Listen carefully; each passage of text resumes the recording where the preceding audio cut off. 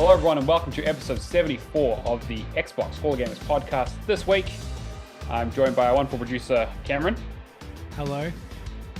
And then it's just me. Yeah, that's we're two-manning it tonight. I just said the duck's here. Well, the duck's... There's a duck. You didn't tell me the duck's name. I didn't want to... The duck is Earthquake. Earthquake? Earthquake. Oh, okay, Earthquake, like Earthquake. Got it. Yeah, it's a good one. Yeah. I like that. Because he's a big duck. Look, yeah, I get and it. Yep. That's 100%. It says the It text. says it on the... Yeah, it says on the label. Yeah, that's fair. Earthquake it is. It's ducked up. Yeah, this week we got a lot of news. Been playing a couple of games, but it's going to be a pretty news-heavy show. We got some good questions from the community as well, as always. But yeah, we're on Twitch, as you probably know. Xbox Hall of Gamers is the place to find us. Come hang out with us. We've got Bulbasaur in the chat. We've got David. Yeah, come say hi, hang out, ask us questions, all that kind of stuff. Shit posts. That's usually what people do. We always like a bit of community engagement while we're recording. But first, without any further ado, Cameron's going to transition us to a song of the week. Take it away. Well, if you wanted gamer score, this all you'll get to play. Title updates and baby games, console commands, hundreds every day, using every trick in the book. For guides and cheat codes, you're up, look. Easy games have got the hooks for racking up those easy points. Another baby game. Another baby game. Another baby game. Just count me out. So what compelled you to write a song that I know this week? Well, I figured it would just be you and I should do something that you'll probably get. Yeah. So I was very intentional. I'm not. But okay. so I'm assuming you know what it is. Yeah. I'm gutted. I wanted to see them live, but I just haven't had the chance this year when they came to Australia. I got to see them on my birthday, which is why I was out that week. It was absolutely they were pretty good. Who opened for them? So they had Miss June open for them. Yeah, probably won't know. Who else? We also had like a relatively famous New Zealand band, Goodnight Nurse, which was like an old early 2000s band who like disbanded and got back together basically to do an album and do the show. It was their first live show in a long time. That is pretty cool. It was cool. It was really cool. Like I got one of their shirts and shit because like I love them back in the early 2000s as well. We were originally going to get there were a couple other people who were originally going to get there, but obviously because that show got delayed like 3 different times because of COVID. Oh man, I'm still gutted I missed out on the Hella tour from Fall Out Boy, Weezer, and Green Day. Yeah, exactly. I think originally it was going to be like Jimmy Eat World was going to open for them back in early 2000s. Jimmy Eat World did a Australian tour not too long ago, or are going to an Australian tour. I think that's probably what it was. Is that they just basically didn't end up going. But yes, it was My Chemical Romance. Yeah. I'm not okay. No. Yeah. Well, you don't sing it too much, we'll get copyright, right? Did he? Was he? How do I ask this? How was he dressed? How was Gerard? I knew that was going to be the question. Yeah. Gerard Way always dresses up for the show. So he was in a private school girl. That's with it. The skirt outfit. It was a good look. I wanted to double check if it was consistent between Australia and New Zealand, and I'm glad it was. Yeah, because I know he did the nurse outfit in the US as well. But yeah, it was a pretty good. Again, I'm talking about a show that happened a month ago, but like it was a pretty good show. But it was an outdoor show. Yeah, but like I got to relive all my early 2000s stuff because I was looking around everywhere. Everyone had pulled out. Everyone had their highlighted hair. And it's corsets and 2006 fishnets. cold. 100% it did, and a bunch of people in their early 30s were like, I can still fit into this outfit. They couldn't, but they tried. They really tried. But no, it was a great time. It was I did say afterwards though, I was like, it was really cool to see them because I've never seen them live before. But like thinking about like they are getting on in the years, and not in terms of like actual age, but in terms of like singer's age and like musician age for like to put it in perspective, I used to listen to them in my late teens, early 20s, right? Yeah. 10 years ago or whatever. And it's like, and think about like what age they were then and are now, they are when I'm now 31. It's like, Look, fuck. they can keep playing until the Canes come out. Yeah, sure, 100%. Like, look, like fucking Rod Stewart's still fucking tours. Yeah. Like what? Sure, like you could do whatever you want, right? But it's not the same. And part of it is that because I'm old and fucking grouchy, but part of it also because it's like they're just, it's hard to keep that energy going for that long. Considering how much that band's been through. But it was cool. It was cool to see. And I got a shirt out of it too. I got a couple of shirts, which is always the best part. I'm surprised when's their new album due? It shouldn't be that far off, should it? Well, because they're doing it at the moment, right? I don't know, or well, they've done it. I don't know if they haven't released it yet because they did. What was it? What was that new single? Because they opened with the new single. Something of Decay. I can't remember what it was. Yeah, I'll be honest. The new single didn't really capture me. It was okay. The stuff that they did for Umbrella Academy. Yeah, was really good. But I don't know. I don't know if they're playing that live or not really. No, but it was mostly their hits. Like of course, like because it's been so long. They haven't been to New Zealand in a really long time. So I imagine it'll just be pretty much the Black Parade, Helena, I'm Not Okay. Yep. Maybe a few things from the Killjoys era. They played Teenagers, like people. It was and they closed on Black Parade, which of course they did. Like it was a pretty good show. And like did you remember Nana? Yes, I love that. Absolutely, yeah, that's a good one. It's a good one. Oh well, fuck, it's a crowd pleaser. Although Alison was joking that she kind of wanted half a refund because the crowd ended up singing half the songs for him. But that's just fucking lot of good crowd interaction. And also reminded me that I very much had a type in the early 2000s. But let's get into explore that too far. Yeah, that's going to get me in trouble. Let's get into our questions. So we got one from our good friend Isaac, Mr. Logic Dad. He says, "Hey guys, have you guys played any games recently with a satisfying achievement list? What about recent games that are unsatisfying achievement lists? Thanks for the show." Thank you for the question, Isaac. Cameron, do you have anything off the top of your head? So I look, only because it's so recent. I'm really digging indie games with like solid lists in the moment, like 20 to 30 hours worth of gameplay.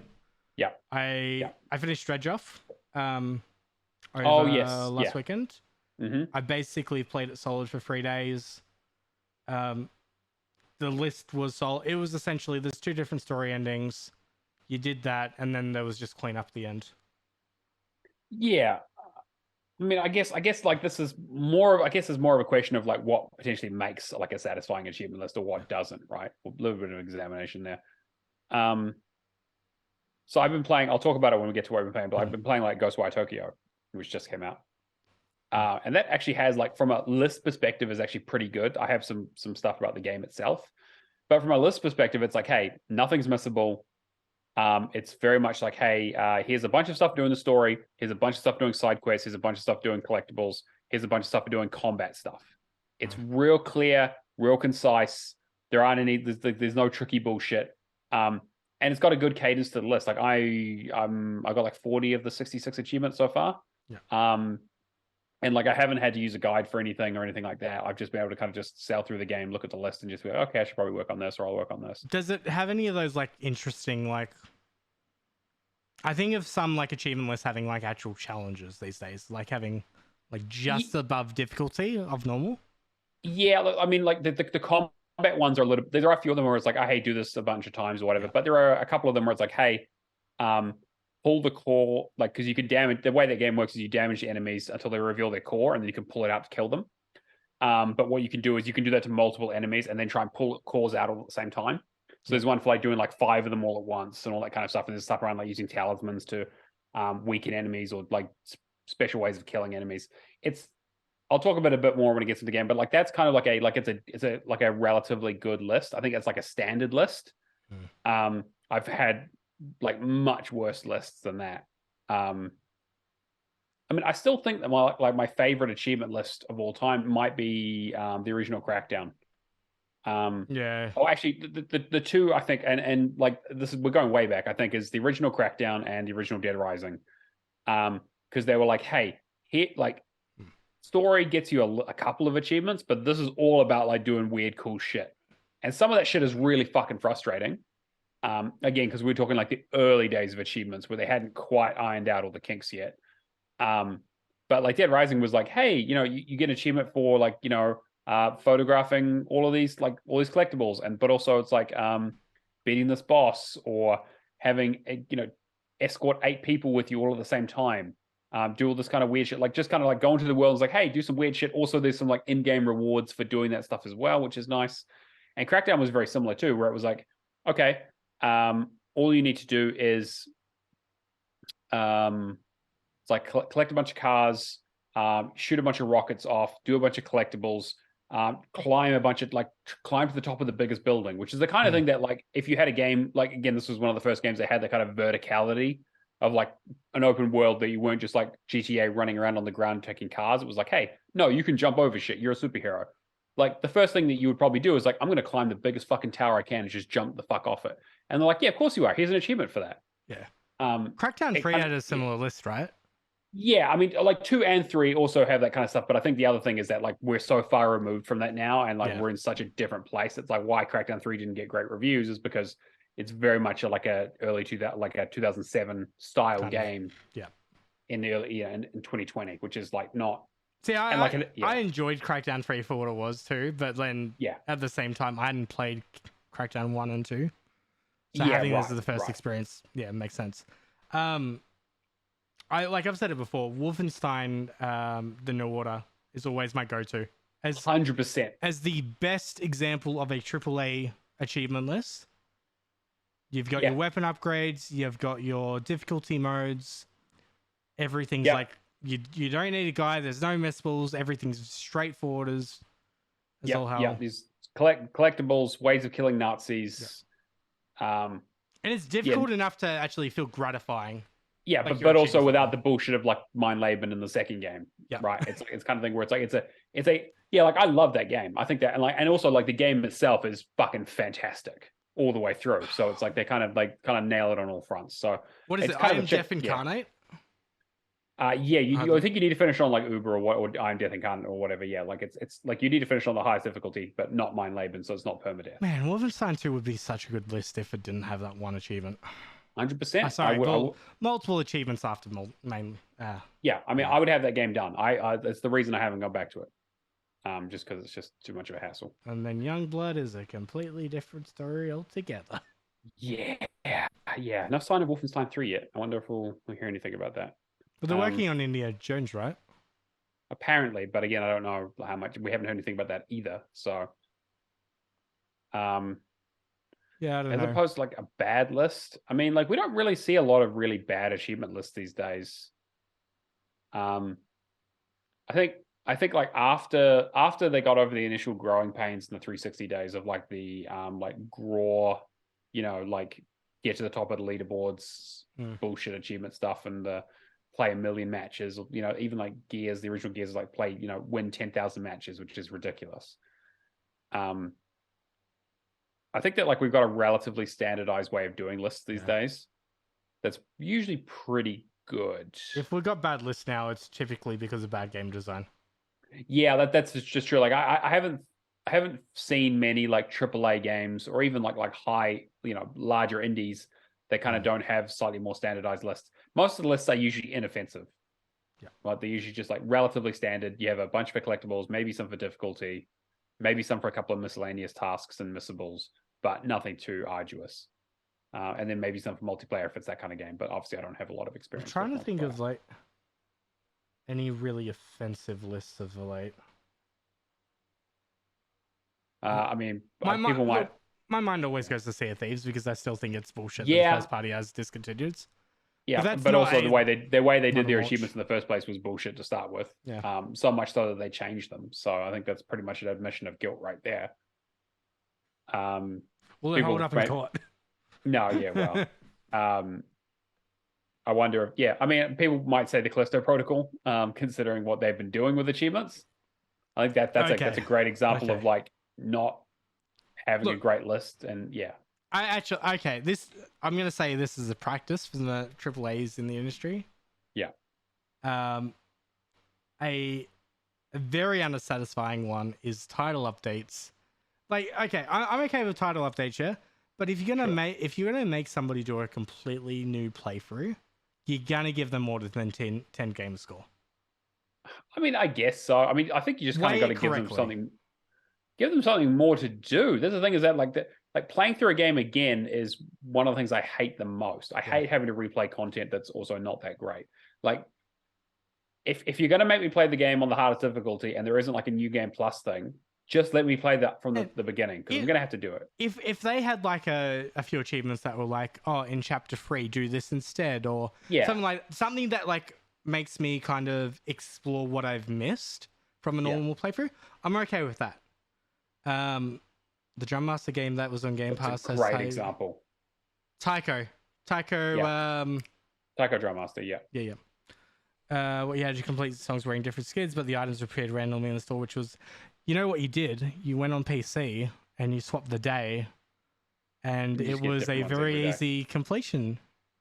Well, yeah, but it's a long, but it also was like not a great list. I totally agree, David. You did it at the end, right? I did do it, yeah. And it was a pain. It was I played that game incorrectly because of the way that list was set up, basically.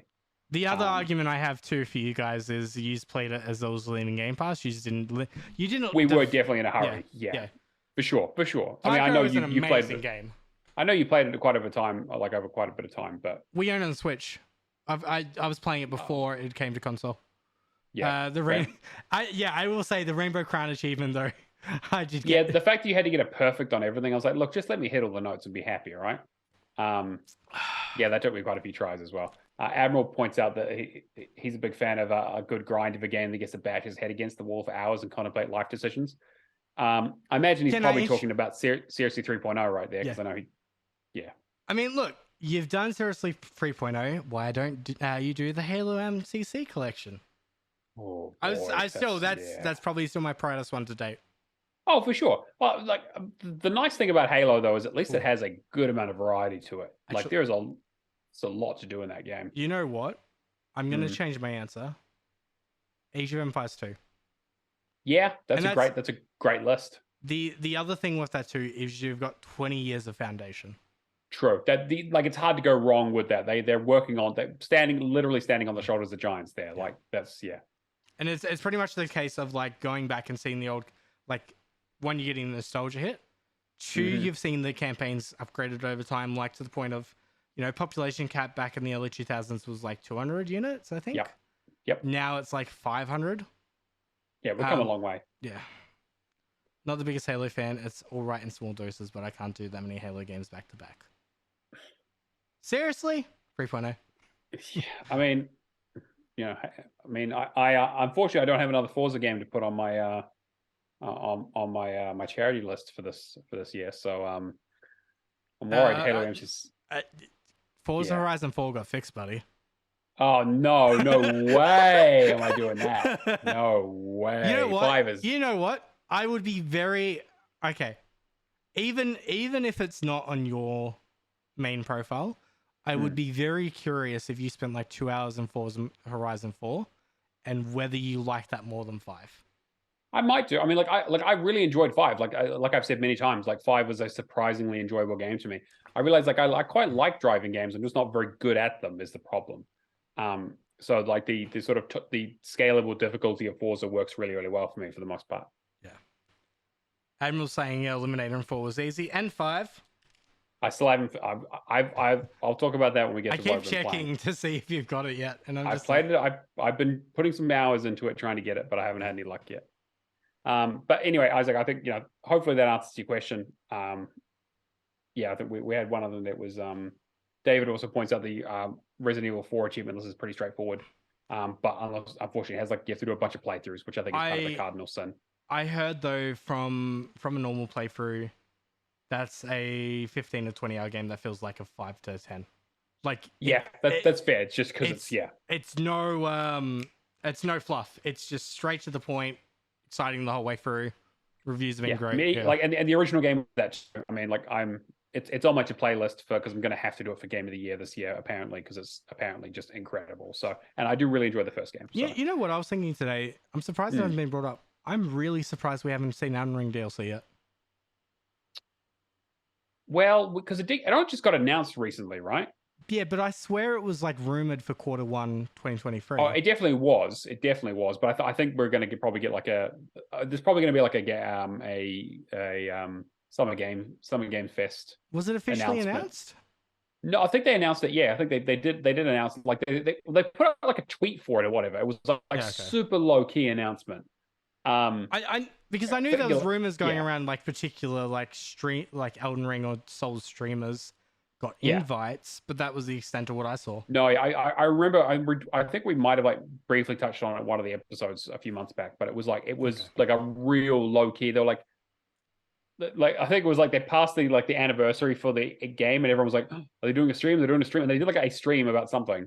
I think FromSoft were talking about like Armored Core or whatever, and everyone was like, "Where's the Elden Ring news?" And then like a day later, they're like, "Oh yeah, here's a tweet. We're doing some DLC for it." That was it. So people are obviously hugely excited. I'm excited, but they chances are they probably won't do DLC for it because that's not really how they roll. But you never know. Yeah, I'd be surprised if they do something. Yeah. They had a new DLC, and the boss is the guy that showed up at the Game Awards. Oh, the kid. Yeah. I was just scrolling Twitter today, and he reached like 100,000 subscribers on YouTube, and I'm like, who the hell watches this kid? I don't know. Some level of degenerate. I don't understand streamers, but hey. Yeah. We also got a question here from is this one from Mad Lefty? Bill Clinton DLC, yes. Oh no. Yeah, it's Lefty. I got one for the next podcast for whenever that is. It is tonight, sir. Yep. Wait, is Lefty here? No, he's not. I'm disappointed. No, he's not. What's your top 3 or so games so far of 2023? And thinking ahead with the big year that seems to be coming for the rest of 2023. If you were to do a best games list of 2022 and 2023 at the end of this year, how far does this list do you need to get before you find a 2022 game? Not far. As it stands, Dredge is my favorite game of the year so far. Yep. That's fair. It will I would be very surprised if it doesn't remain my favorite indie of the year. GoldenEye, I feel like, is a cheat answer because it's nostalgia, but it took me back to being a kid. Sure. Yep, I could definitely see that. Yeah. That is definitely an iffy one, but I see what you mean. Yeah. I mean, it's the same as... didn't we have a discussion last year about a game being a previous year or something? Persona 5. Because, because it was technically a port, but yeah, it did come out because that was close to my game of the year. The only reason I didn't was because technically it is an older release that they've redone. And I think that we might be having that discussion a few more times, considering how. I mean, you can't just do Persona every year until. I mean, I was like when we talking about this, I'm thinking about like what have I played that's come out this year, and technically Persona 4 is probably the best game that I played that's 2023. It's going to be the end of this year is going to be Persona 4. Next year is going to be Shinigami or whatever it's called. If they do the Persona 3 remake, I mean, shit. What it's like that's easy win right there. But no, I know what you mean. It's kind of a hard one. I'm actually literally looking at my list of things that I played that did come out this year. I had a look. Pentiment was last year, but I still feel like that's a.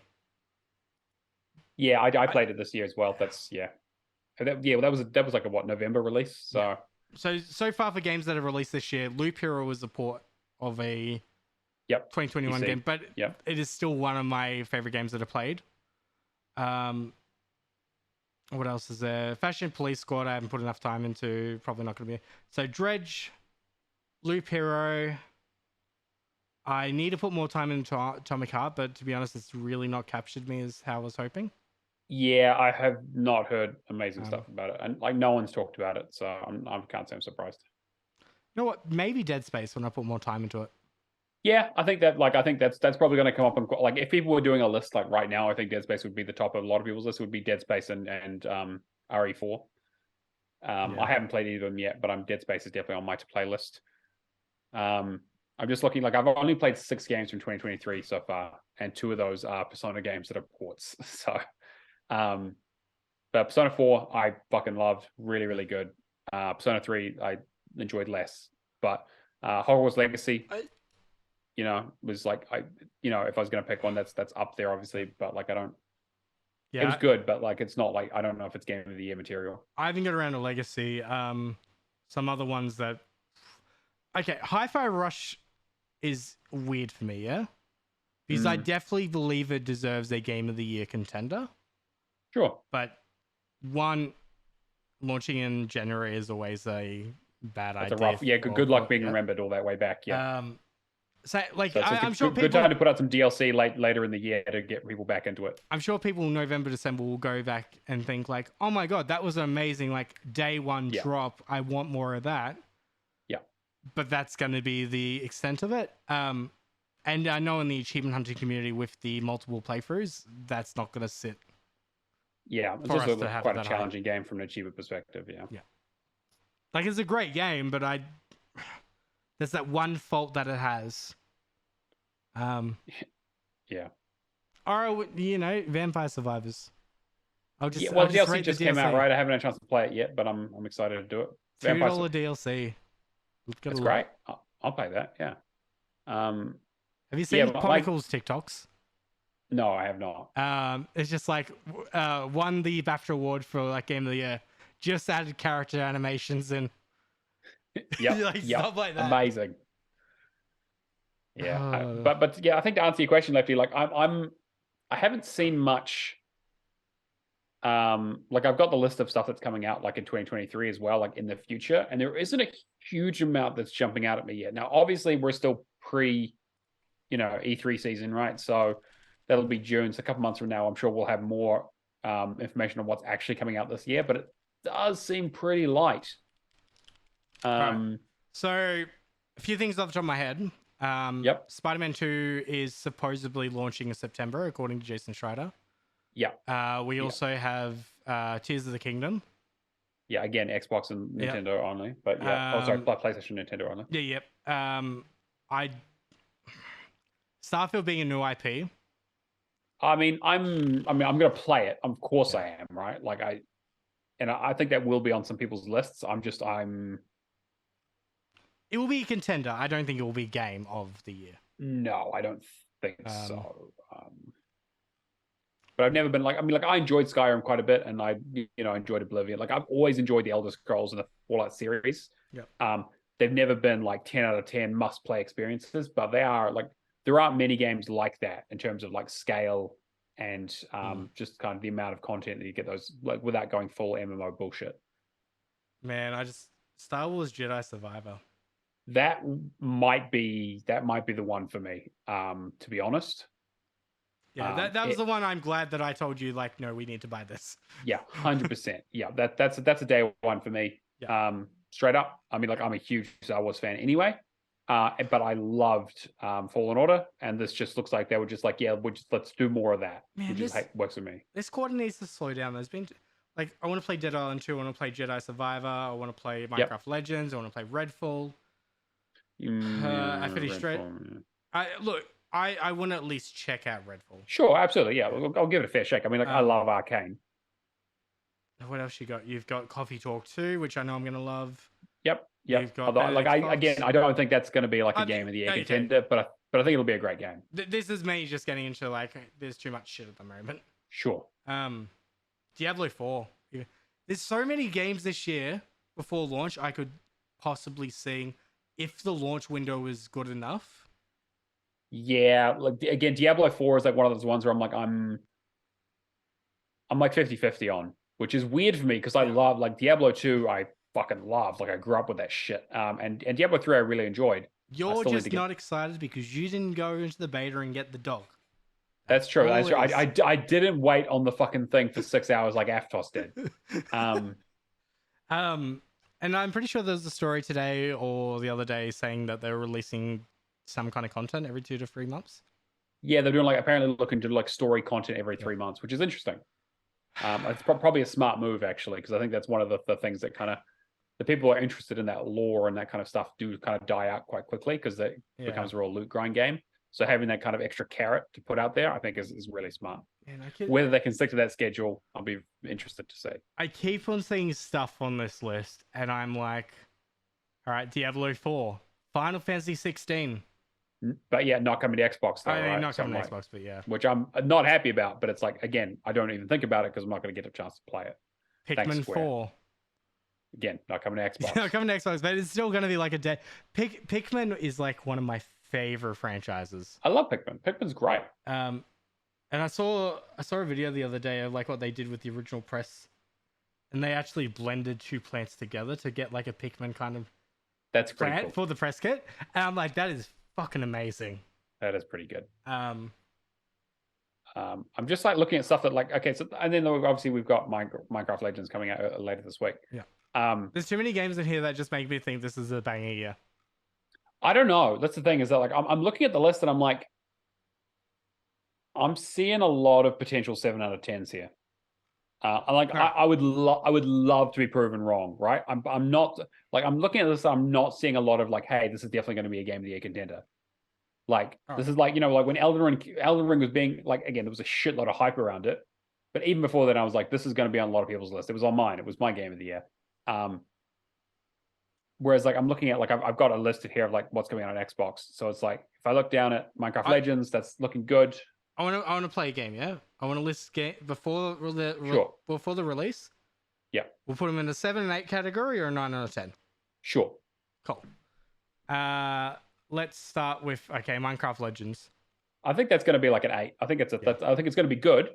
But I also think it's probably going to be what did Dungeons launch as? I'm curious. I think they did like a 7, right? I think people thought it was okay, but a bit like bare bones and kind of just not like, it was just kind of simple. Yeah, PC Mag was 3.5. Yeah, so like playable, 7, decent. 8, yeah.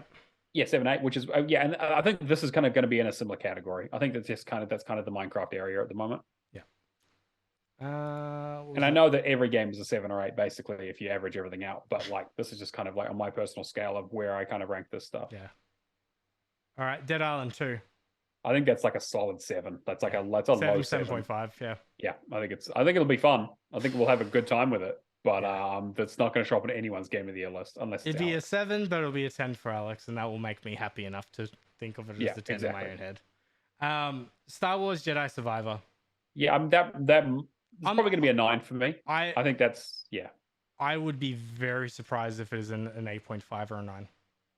Yeah, I think it's if it's, I think anything below a 9 would be surprising to me unless it's got some serious issues, because that is one of the things that tripped up Fallen Order, right? Was that the from a technical perspective, it was not great. From the sounds of it, though, they're addressing all that kind of stuff, and it's going to be a case of Fallen Order. If you didn't have to backtrack and all that kind of stuff. Yeah, fast travel and all that kind of more tight. Less ponchos. Like I feel like they've kind of got it down. More customization. Obviously, I'll do a full review and play the hell out of it. So yeah. Man, I need to get Fallen Order done. Should do. It's great. I keep meaning to go back to it, and then I get distracted by playing 8 hours of Loop Hero. Yeah. Redfall. Man, yeah, I think Redfall. I think it's gonna be a 7. I'm worried Redfall's gonna be like a 6. To be honest, I'm a little concerned. Especially like again, well, this sort of crosses over a bit with the news, right? But it was just recently announced that it's only going to be 30 FPS when it comes out. Yeah. They're going to apparently patch in like a performance mode 60 FPS later. Yeah, which is look. I'm just I'm two ways about it. Yes, sure, we should demand better as consumers and all that. I'm in two minds of it because of Game Pass. Yeah, this is a game that I would not pick up if it wasn't for Game Pass. Sure, it's probably not the kind of thing that I would buy unless it was on a deep sale. So if I was paying, what is it, like 110 in Australia for a launch copy of Redfall? If I was paying $110 for it, I would be all right. Yeah, I would be demanding the 60 FPS and launch and all that kind of stuff. 60 FPS is still coming. Yeah, I mean, this is a game though that has already been delayed a fair few times and it's kind of fallen out. Like, and then, obviously, I then two understand. minds again, then, because I could just say COVID. But then Sure you could, right? when does COVID like start becoming an excuse? It won't. Not for years, to be honest. Yeah. But like, look, like I think that this is their first party game. This is their big. This is like a tentpole release for them. Arcane is not a small studio by any means, right? Like you know, they've done some amazing stuff.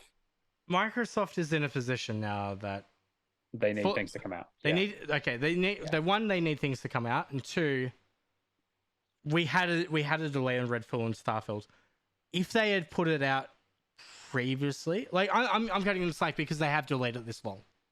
Sure. I mean, yeah, like it's probably not going to stop me from playing the game. Yeah. But I'm not going to enjoy it. I might enjoy it, but it's like 30 FPS is going to impact my enjoyment of the video game straight up. Like I put everything in performance mode because 60 FPS is the standard. I don't mess around with it. Like I'm very much a gamer that will just be like, load it up, cool, I'll play it as is. I mean, like I started playing Ghostwire Tokyo, right? The first thing I did was go into the menu and change it to performance because, and then I was reading about online people complaining about the quality mode was being like absolutely awful on the Xbox.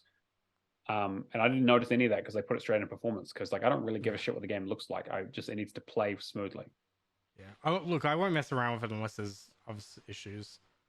Yeah, I mean, I'm sure it'll be fine. Again, I don't think it impacts the game all that much. I just don't like the precedent that it kind of sets. But I am also worried about the game itself being so co-op focused. I'm also concerned of the fact that they decided at a press reveal, influencers or whatever you want to call it, to just show a solo version of the game and not a co-op experience. I mean, even if you wanted to make the argument that, like, hey, we just want you to know that this is still solo as well, you can still showcase both. Yeah, do an that's hour true. of That's each. true. I mean, look, like I think that we'll probably get a group together and probably play a decent amount of it. So, but I'm probably leaning towards the lower numbers as opposed to higher numbers on this one, just from like gut feeling. Yeah, that's fair. Redfall, Diablo. Yeah, I think that's probably going to be like an 8. I think it'll be good, but I'm also worried that it's going to be rotten with microtransactions and other bullshit. It'll be good for the first 2 weeks when the reviews go out, and then they'll start putting everything in. That's exactly what I was thinking. Yeah, I just don't trust Activision Blizzard at this point. They got Quick as head of their. I know. I'm on the fence. Yeah, I mean, again, I'm sure that'll be a great co-op game. I'm not coming to Game Pass though for day one, so I'm probably not gonna play it. Street Fighter 6. It looks actually like I'm not the biggest fan of fighting games of that, but Nikita's purely Mortal Kombat, and she's like, yeah, Street Fighter 6 actually looks amazing. I probably will get it. Does look really good. Looks really, really good. I'm not going to touch it with a 10-foot pole because, like, as bad as I am at driving games, I'm even worse at fighting games. Yeah. But I can definitely, like, people seem to be excited for it. It looks like it'll be a high quality game. It'll probably get quite a few 8.5s and 9s, I think. Yeah. I would say it would be like an 8 or a 9. Yeah. What else have we got? We got Starfield. I mean, I'm pretty sure that's going to get 10s, even if it's not good. To be honest, I think that unless there are some serious issues with it, it's going to be. We'll have some really funny bugs, but it'll get a 9. It'll get 9s. This is going to be like a high 9s game, no matter what. Like I can't see this doing any lower than that. Whether I personally believe in that, I think it's probably going to be closer to an 8 to me. But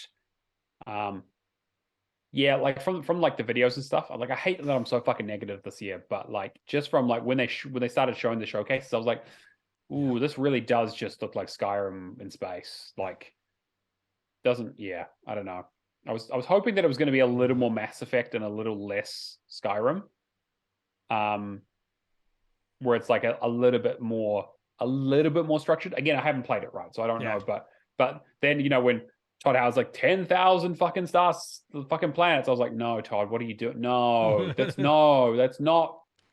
You know what though? I don't think we talked about it last week, but that supposed leak controller looks pretty cool. Does look cool. And then the watch in the deluxe edition looks amazing. Like I don't think I've been. We saw that watch like years ago. Remember when they got I don't think I've been tempted to get a deluxe though since Fallout 4. Yeah. Yeah. And also Zach also points out in chat that Starfield will also be 30 FPS, which is not great. Yeah. I mean, I'm sure that'll do super well, and I'll probably actually really, really enjoy it. But I don't. Yeah. Just it really comes down to a lot of factors, and there's other stuff too, like Stalker 2. Which again, who knows, right? Yep. That's a big question mark. Forza Motorsport. I mean, that's definitely this year. They have to put that out this year. Yeah. They've teased it so fucking much. But again, I think it'll fall into the second half, but it's still gonna. I think this is like a November release for them. I think this is something you can bundle consoles with, kind of thing. Alan Wake 2, we haven't heard anything about. That's supposed to be this year. Is it? Yes, but it was supposed to be. Yeah. Oh yeah. Okay. And that's pretty much it, really. I mean, Fallout Perfect 4, Dark, we Xbox haven't Series anything X about. support. Yeah. Actually, one that slipped my mind was Liza P. Yeah, although that's kind of more on the indie side of things, right? I'm sure that'll be great. Okay, let's quick one for the indies. We got like Replaced. We got Ravenlock that comes out in like 2 to 3 weeks. You got Benedict Fox as well that comes out end of the month. We got Homestead Arcania. I'm sure that I think those will all be relatively solid games. Don't think I'm getting high scores on that. Benedict Fox looks the great, one that that is going to launch this year, Hollow Knight. I was going to say Silk Song is the only one that was the first one that came to mind around. Like that's probably going to get 10s across the board, to be honest. Yeah. It looks good for what I've seen from it, but that is if it comes out this year, which they're so quiet about it. They're really quiet about it, which is a little bit worrying. I look, okay, they're quiet across the web. I'm pretty sure they're done Australian. They're a South Australian studio. I'm pretty sure they did like a what's the event called? They did some kind of event with a bunch of indies not too long ago. Right. I'm pretty sure they were showcasing it. Yeah. Anyway, we've been going on this for a while. Yeah, it's a bit of a tangent, but Lefty, I hope that answers your question. We're kind of a little bit apprehensive about stuff coming out this year, but it looks like there's definitely potential, as there is every year. Yeah. And I would love to eat crow on a lot of the stuff. I would love to be able to play these games and be like, actually, this is fucking great. This is like one of the years too. Like everything feels really diversified, and I'm getting like, it's not just a wall of grey of like all the same like similar kind of game. Yeah. You're bouncing between different genres if you're like a achievement hunter, which is great. All right. We kind of covered Redfall.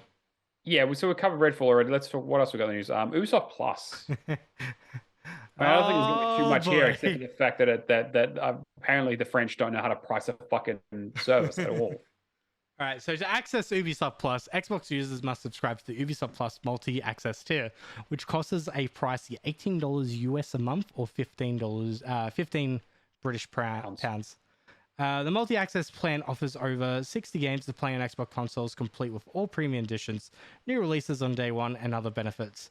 You'll also have access to over 100 games on PC and Amazon's Luna gaming service with this tier. All right, I'm interested in two, maybe 3 things with this. Sure. New releases on day one. Are they going to be on console?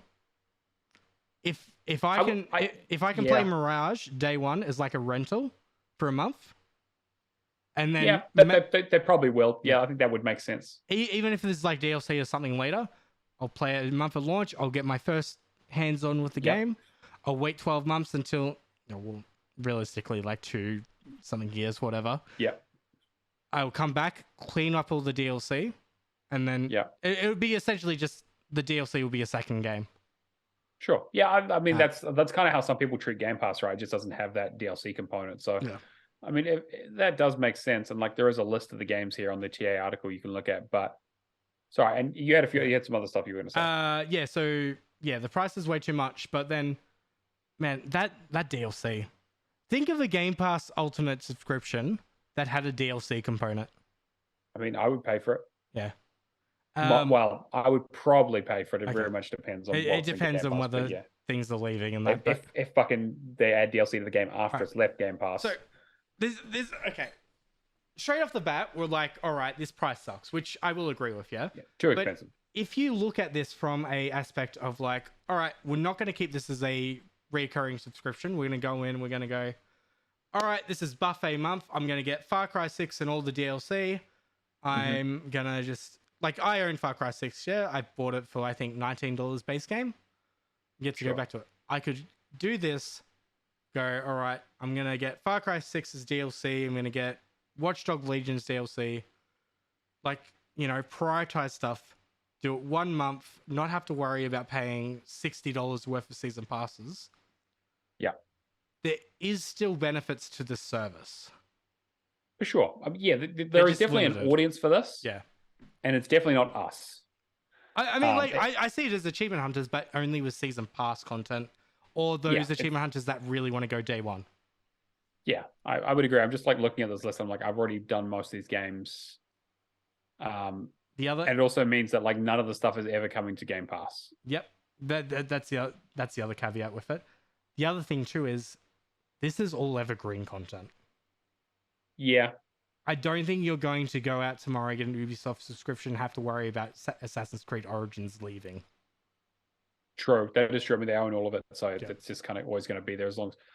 Yeah, it's... I mean, like again, they have all of the Assassin's Creeds on there. Again, this is only from like the Xbox One generation onwards, so none of the 360 stuff is in there. But there's a few things in there where I'm like, yeah, that actually... Like, I would like to play Far Cry 3 Blood Dragon, the new version of that they brought out. I haven't played an Assassin's Creed since Origins, so I haven't done, but I own Odyssey, so it's like, whatever. The other caveat to it, like some of these games are really long. And a lot of the stuff is really old too.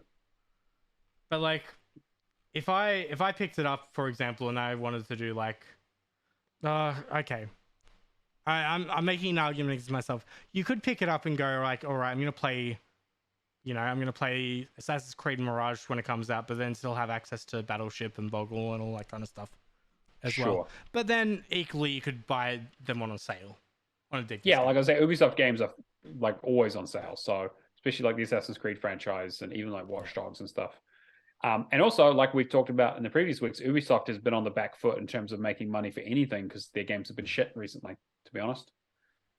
They just like, I mean, they've really been screwing the pooch in terms of like, I mean, shit. Look at what they've been doing with Tom Clancy. Like any of those kind of games, it's just like Extraction was dog shit. Breakpoint was really really bad. Siege obviously is still working out well for them. That's an old game now at this point. Which like we haven't seen any Splinter Cell. Like we've had discussions around Siege before with other people outside the podcast, and it's like that was a game that they didn't expect to do as well as what it did. Yeah, it turned into their like Counter-Strike, which is great for them, right? But I just don't see much else in their catalog that I really feel like Assassin's Creed and Far Cry are like the ones that just kind of they're big ones, and even Far Cry 6 didn't do super great. Yeah, I really wish Watch Dogs Legion was a massive misstep in my opinion. For sure, I love 2. But Watch Dogs 2 was great. I'll be honest, I liked 1. I like 1 as well. I like 1 as well. Yeah. Even though Adrian Pierce is like a very stereotypical stoic, silent, well, not silent, but dickhead protagonist. Yeah. I still fits think right in with the Assassin's Creed series. It was still a good game. I mean, actually, you know what? The crew, the new crew game got leaked too. So this would be a good way for me to get into that without having to buy the game day one. Yeah, I guess the main thing is that like the fact that there isn't some sort of discount for already having Game Pass Ultimate. I mean, like EA Play stuff is already included with Game Pass Ultimate. Though. That's the thing. Yeah, which is like I feel like this is the kind of thing where Ubisoft needs to make a deal. Yeah, just like look, if it's the case of like, and I don't think we talked about Xbox getting rid of their $1. Oh no, I don't think we did. Yeah, the $1 deal.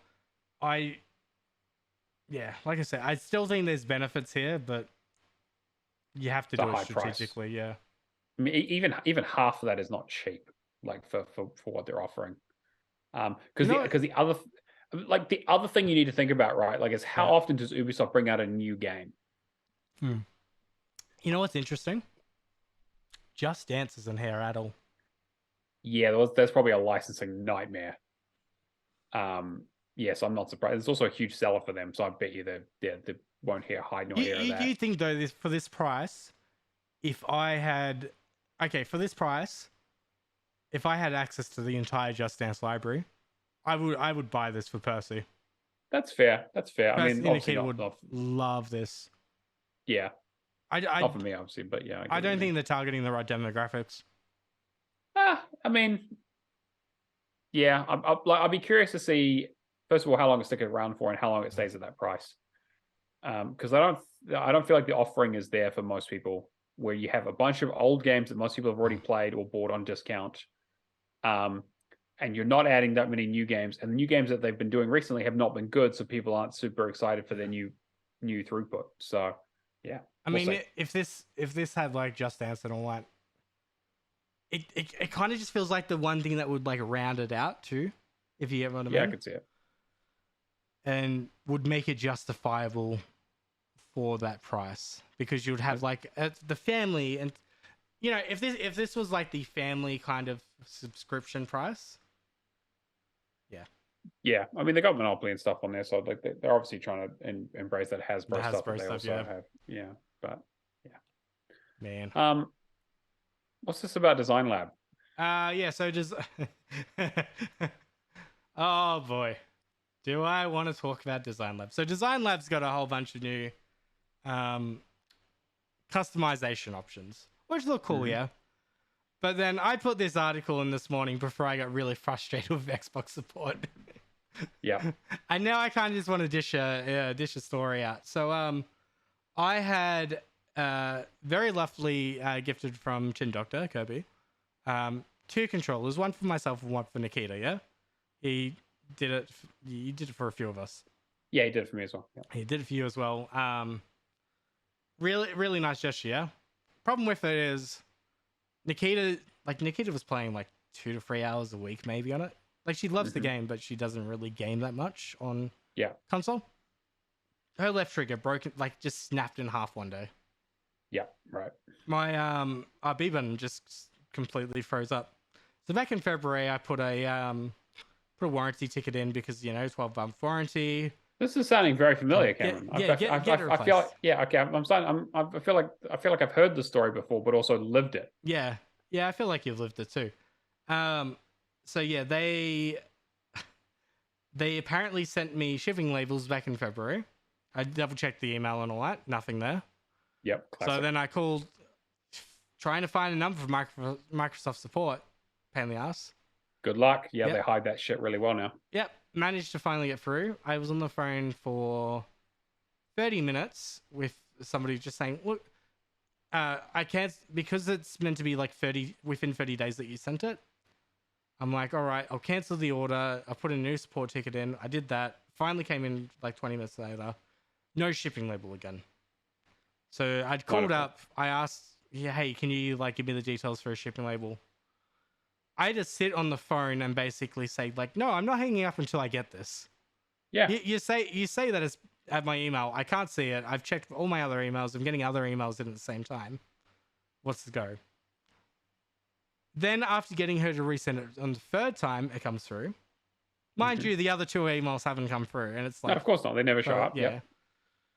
I log in. It's one of those systems that you have to put the order number in, and the support. The support ticket and the there was like another bit of information there. Support ticket and an email. I put that in. Ordering system not found. Doesn't exist. Yeah. Yep. So then I went back to the one back in Feb, the one that I didn't cancel the controller of. I did that. It took 5 minutes and it loaded in. Oh my God. I had almost the exact same experience. I then printed an A4 sheet of that shipping label, which standard shipping label that just says like, hey, charge us, charge the business kind of thing. I then get Nikita to print it out. I then write a hand note saying, these are the 2 order numbers that I had. This is the old cancelled order number. These are the problems with the controller. If you have any problems at all, call me. This is my physical address. Hopefully we go okay. Good luck. Yeah, because I had the same thing where people, long-time listeners will know, I had many problems with my my controller, unfortunately. And getting it sent back was super difficult, and then also getting them to acknowledge that they got it was super difficult, and then getting the refund after they returned it was also incredibly difficult. So much so that they gave me some free Game Pass, and they sent me another super basic Xbox One controller for free, just the black one, yeah, just a standard black one. Just because I was like, hey, I haven't had a controller in like months, and you guys have I haven't sent me a new one. I went and bought a new one because I was like, just give me the fucking refund. Did they give you the refund, or did they just give you a controller? No, they gave me the refund because the Design Lab stuff, they obviously can't redo it because it's custom. So they just sent me the refund eventually. But why can't they redo it though? Why can't they, if the controller's broken and it's under warranty, make a replica? Their service center is completely separate from their distribution center of the people who do the Design Lab stuff. And I found out that apparently like the way that it works is completely separate. Like the Design Lab team and their whole organization is basically separate from the rest of Xbox. It's a nightmare. Like holy shit. And yeah, it took me like a fucking, almost a year to get all that shit sorted. I just wanted my $100 back. Anyway. Yeah. So it's one of those things though, you fight tooth and nail and you waste the amount of time that you would have. Exactly. I was like, look, if it had been under $50, I would have just told them to fucking keep it. But it was the principle of the thing at that point. Anyway, Design Lab's a pain in the ass. Would not recommend it. But the controllers do look nice. I mean, the controllers look nice, but I don't want that experience ever again. No, yeah, fuck it. Look, if I can manage to get my controllers back in a few weeks and both of them are fine, maybe I'll look at getting one. Yeah, but it's gonna be. I think I'm like at 8 or 9 controllers at this point. I don't need any more. You do have quite a few, yeah. They're all on a pretty little display up here. Everybody just makes fun of the Forza one. Yeah, the Forza one is horrific. PC Game Pass is getting added to a bunch of countries. Yeah, pretty easy story. It's essentially doubling out to 40 countries, which is pretty cool. Wait, doubling out, or is it 40 new countries? Adding 40, so I think you're at 100 now. So 86 supported territories. New countries include Albania, Bolivia, Bosnia, and I'm just going to call it Bosnia. That's fine. Sure. Yeah, just that. Guatemala, Iceland, Libya, Morocco, Peru, Serbia, Ukraine. Wait, Cameron, I'm gonna have to pull out the Animaniacs countries of the world if you keep this up. So. Oh man, that's a flashback. I love it. Costa Rica. Song. I mean, to be fair, that song has Yugoslavia in it. So, actually, talking about those whole new countries, so I saw a very interesting tweet the other day that I shared with Adrian and Keo and Todd. So it looks like with obviously like there's the Argentina, like people do the region swapping and that kind of stuff. It looks as if you do the YOL trick there now, it's limited to 12 months. Oh, interesting. It doesn't stack to 3 years anymore.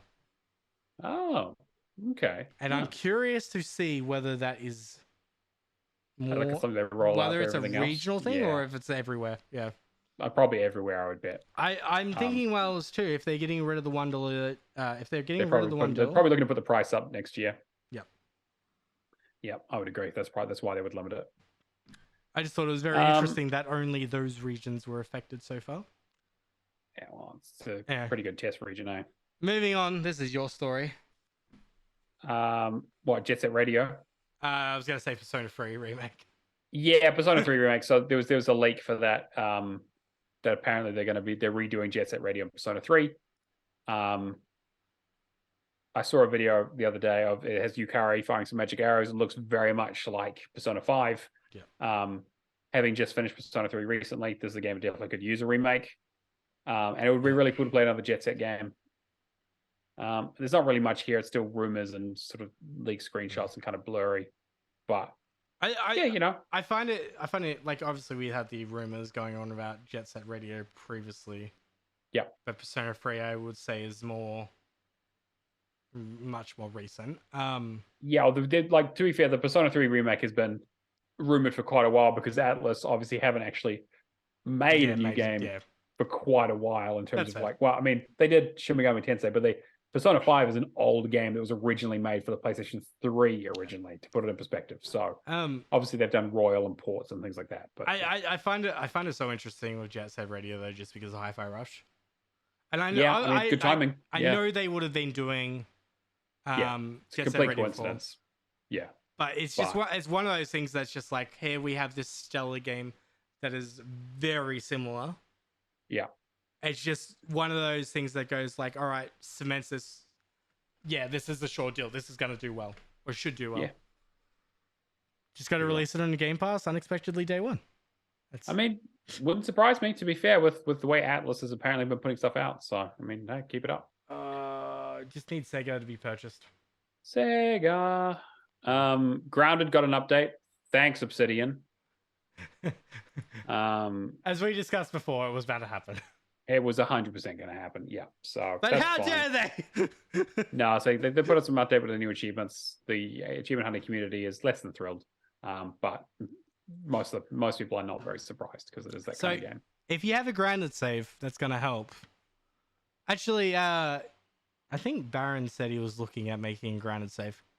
Well, he quite likes grounded in general, I believe. So yeah, so to see him. Hopefully, if he can make a save for us, then yeah, come join the Discord and don't have to worry about being level 10 or whatever. Yeah, we'll see how it goes. Or we just play grounded for fun. Mm-hmm. Imagine. Yep. Anyway, yeah. I wonder how many more achievements are gonna add to it. It looks like a relatively beefy update. So I imagine there's probably a few. Even if we have to play it legit, I think Grounded is a good game. I mean, yeah, like we have the rest of the stuff done already, so I'm hoping that it won't be too arduous. Yeah. All right, let's fire through these other ones. THQ Nordic have announced a $30 $30 port of Destroy All Humans 2. Interesting. Okay. I just wanted to raise attention to it because it kind of feels like it's under everybody else's radar. The only place I saw it was Video Game Chronicle. And Destroy All Humans 2 was a pretty damn good game. Like in terms of I completely forgot that it was only on current gen consoles. I forgot it wasn't available on last gen. The other thing too is they're apparently getting rid of the multiplayer for last gen. Yeah, I can't think of any multiplayer in the game. Yeah, no, I think you're talking about Clone Carnage. Okay, so they're just they're removing the add-on. Yeah, you don't get Clone Carnage with it, I guess, or whatever. So okay, because I was thinking, like, have I missed a single player aspect? Like having no, I don't think so. I might be wrong though, but yeah. Otherwise, we could have been playing through this together. Yeah, I guess so. Yeah. Oh well. Good game. But yeah, really good game. What else was there? EA denying the Alice sequel, which is quite upsetting. Yeah. Okay. So let me just bring that one up. Yeah. So Alice Matters Returns creator America McGee has announced that he's leaving the games industry following EA's refusal to fund or license its sequel, Alice Asylum. That sucks. It does suck because, I mean, the original Alice is not a great game, but it's interesting. But Alice Matters Returns was really great. I really enjoyed it. But there was a 360 game a long time ago. So, it's been a while. It's been a long while. In a Patreon post titled End of the Adventure, Alice Matters Returns creator American McGee has revealed that EA turned down plans for a third game, thanks VG247, visually called Alice Asylum. McGee had spent the last few years putting together a design bible for the game, which was funded by and uploaded for Patreon supporters. But following EA's dismissal of the project, the page will now be hibernated. After several weeks of review, EA has come back with a response regarding funding and a licensing for Alice Asylum. The post reads, on the questions of funding, they have ultimately decided to pass on the project based on an internal analysis of the IP, market conditions, and details of the production proposal. On the questioning and licensing, they replied that Alice is an important part of EA's overall game catalog, and selling or licensing it isn't something that they're prepared to do right now. I think that's bullshit. If you can't do something with the IP, let somebody else do something. If you're not doing anything with it, like, fuck, they haven't done anything with it for years. Yeah. This isn't a case of, like, it's only been 5 years. This has been... It's been a generation. It's been at least a decade. Almost 2 generations at this point. Yeah. Matters Returns was what, 2011? 13? Yeah, 2011. 2011? Yeah. Yeah, man, I hate. I don't know what an Alice. I don't know what Alice sequel would be in this day and age. To be fair, So I am like curious. American I don't McGee think knows. Give him some apparently, money. apparently. But I mean, like, look, I can understand EA not being like, hey, we're in a recession. This would be a single player game. We're not about that anymore. EA is not the place for us. But unfortunately, because they have the rights, nothing can happen with it, which is actually bullshit. Yeah. I don't like the fact that I feel like EA was like starting to turn a leaf too in terms of like their single player stuff. Look, we've had Dead Space, we've got Skate coming up. What else we had? I mean, you got Fallen Order, like Respawn really. Yeah, but then they also canceled the other. They just canceled the Titanfall rumored Titanfall game or whatever but that was more okay. We thought it was Titanfall, but that was like Titanfall with the Apex stuff. Apex? It was an Apex Legends single player game, which is the same universe. Yeah. Was it a single player? I don't think it was a single player game though. I think it was part of Apex in itself. Well, no, it was like it was a Apex Legends. It was a Apex Legends. It was like set in the Apex Legends world, a first person shooter spin-off, like single player narrative game. But it's like, which is the thing is that the Apex Legends world is the Titanfall world, but because Apex Legends is so much more popular, they just call it Apex Legends. I'm just having a look. So PGA Tour. Yeah, sure. Need for Speed Unbound, which look, it's a good game. I just hate the music. Jedi Survivor is going to do well. I think Skate will do well. I think Skate will do okay. I think. I think Skate will do well only because there's a missing. There isn't There's Tony Skate Hawk definitely has an missing. audience. Yeah. A technical skateboarding game definitely has a audience. I don't think it'll have mass market appeal though. Oh, okay, yeah. So that. And then you've had that. I feel like they were turning a leaf with their single player stuff, is what I'm trying to say. But then, like if you look at Battlefield 2042, right? They took out they took out single player for that game, and then completely fucked it anyway. Yeah. EA hasn't been putting out quality games. Like Respawn has been the only thing keeping EA going in terms of having any kind of quality video games coming out there. And they had the fucking Star Wars license and did nothing with it. I feel that I love Respawn, but I still feel like that's an unfair brush to paint all the studios under. I mean, I don't like what's the counterpoint? Okay, Dead Space. Yeah, that's Motive, right? So that's the guys who did. And Motive is also working on an Iron Man game. You got to remember.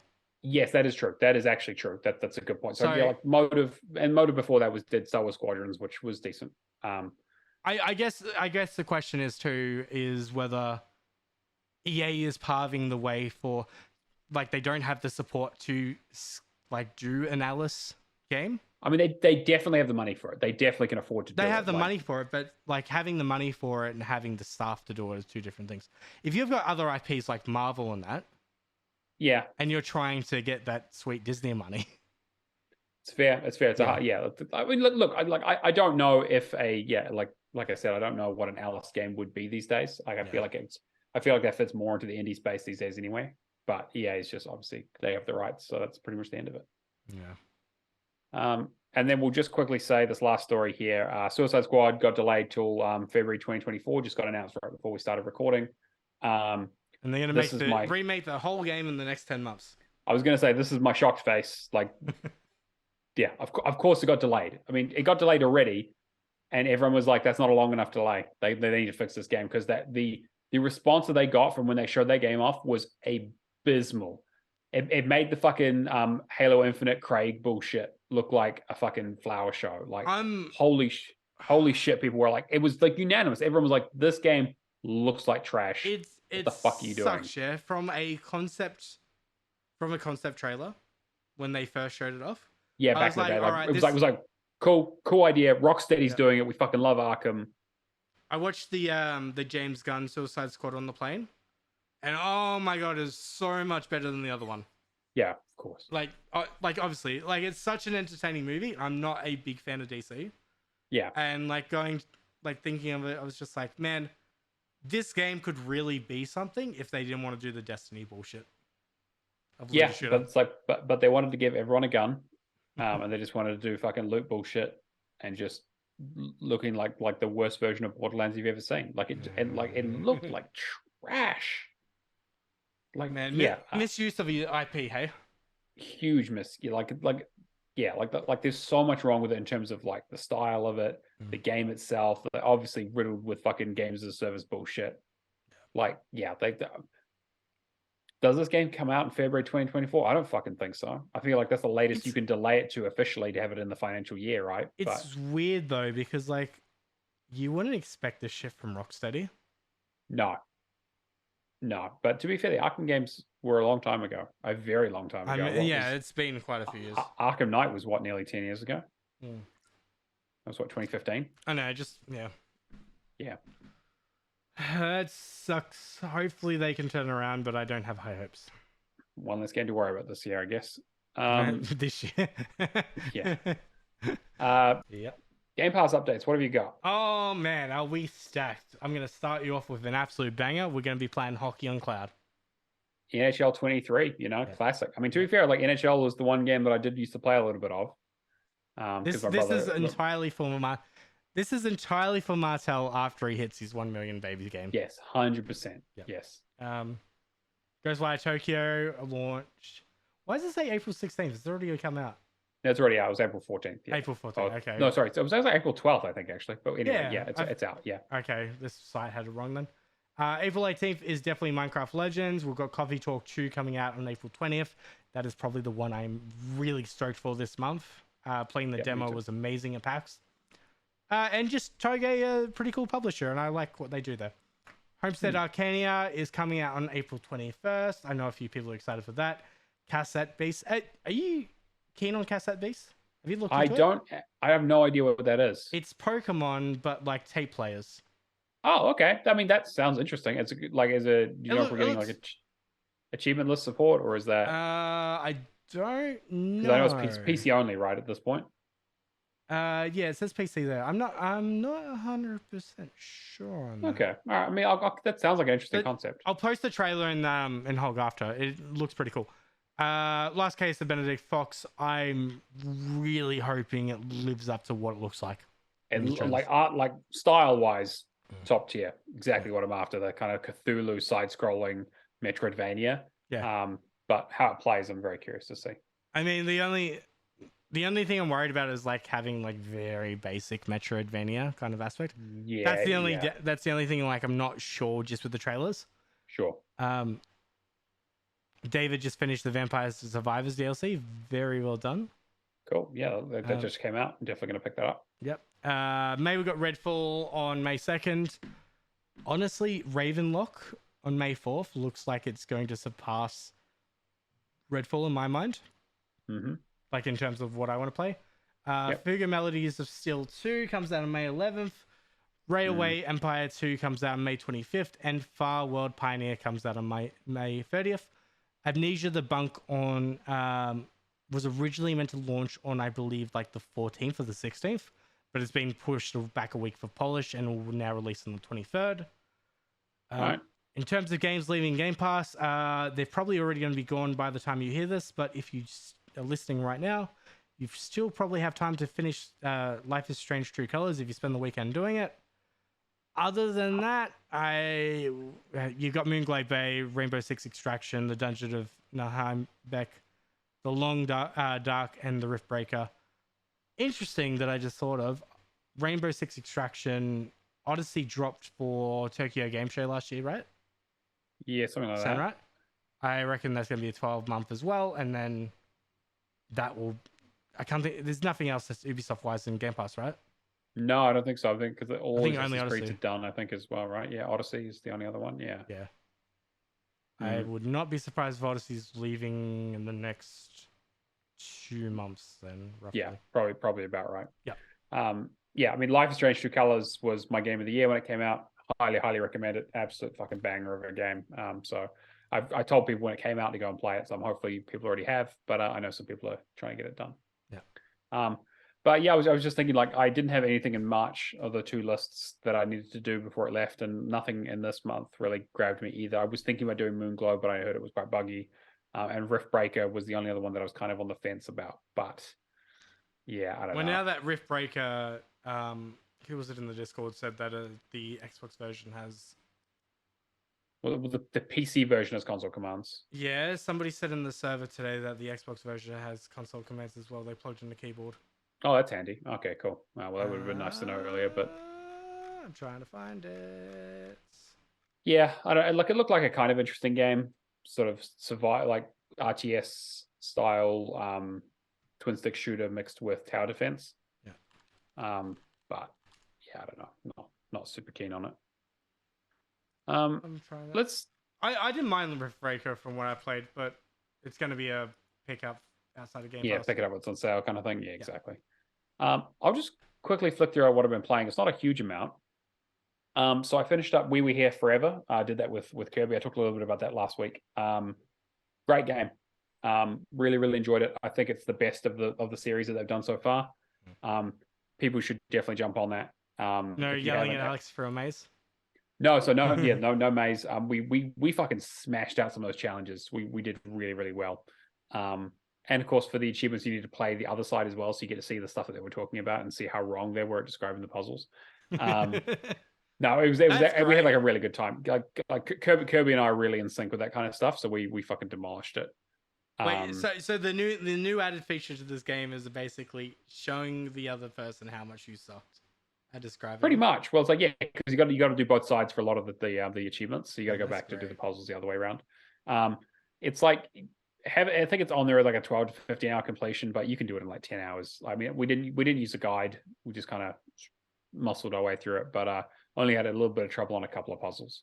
Yeah. Is it very different to the other ones, or is it like... No, it's very much the same kind of game. It's just kind of like bigger and better. They've just kind of like grown it. It does have like a little bit of like a open world aspect towards it, where it's like when you get to this halfway through, you can kind of pick your path. You need to do all three paths, but you can kind of go in any order. It doesn't really like we went down one path and had a bunch of like this really tough challenges that were really interesting. And then we realized that we're supposed to have done that one last. Those are the most difficult ones. And then as we went back, the other two were much easier. So like, okay, well, you could have just put them in a long line, but whatever. So it's like, did those three puzzles tie together in any way, or was it just... No, they were like very separate areas that you went to that had like a bunch of puzzles afterwards. It'd be very interesting if they had like three different puzzles, but they somehow tie together. Like it would be, yeah. I mean, I will buy every one of these games that comes out because I love this kind of game. It's probably like the best one that we've found for Games of Gold, right? Yeah, I would say so. I think it's one of the best. Because We Were Here was the first one, and that was a very simple game, but had some really interesting stuff going on with it. And then they just kind of have made it better and better as they've been going forward. Yeah. I also finished up Wo Long.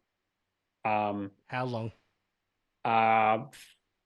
38 hours, 30 to 40, somewhere around there. That's not bad.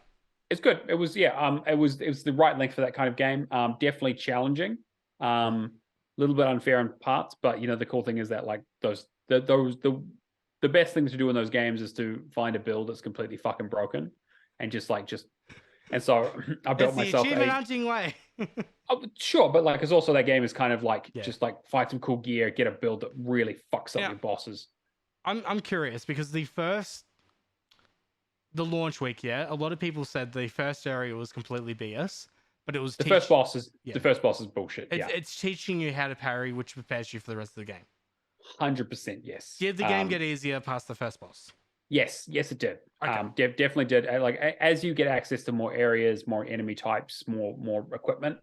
Yeah, you can when you can actually start doing a build.